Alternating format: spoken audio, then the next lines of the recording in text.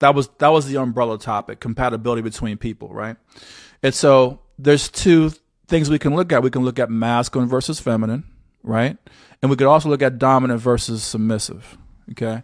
And what I was explaining was, in an ideal world, yes, you want the masculine versus feminine polarity, right? Or the masculine versus neutral, or the neutral versus submissive polarity, right?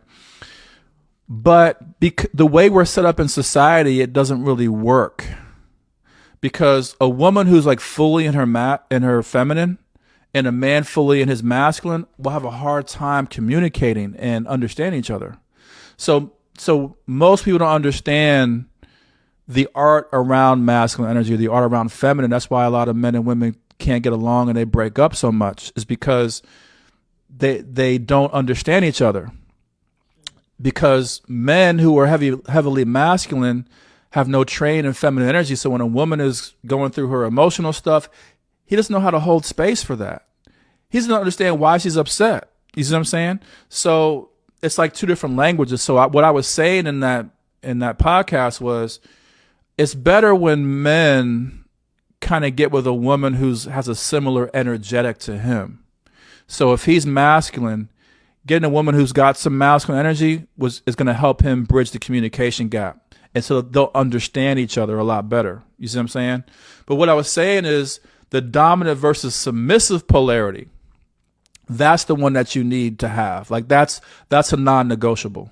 Like if two people are dominant, or two people are submissive, or two people are neutral, then what that means is you're playing the same exact roles in the relationship.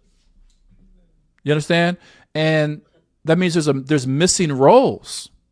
That means there's, it's like all chiefs, no Indians type of deal. So it's like that leads to a dysfunctional relationship. It also leads to arguments and fights.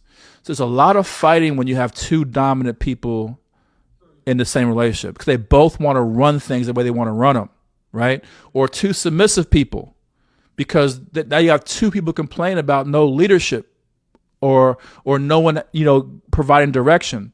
So that's the one that, in my opinion, that you have to have. And I run a report where I tell people where, you give me your date of birth and your partner's date of birth, and I'll run a report and tell you the compatibility between you and your partner.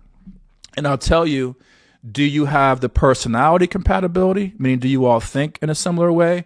And I'll tell you the dominant versus submissive compatibility, and then give you an overall score for the combination of those two previous scores.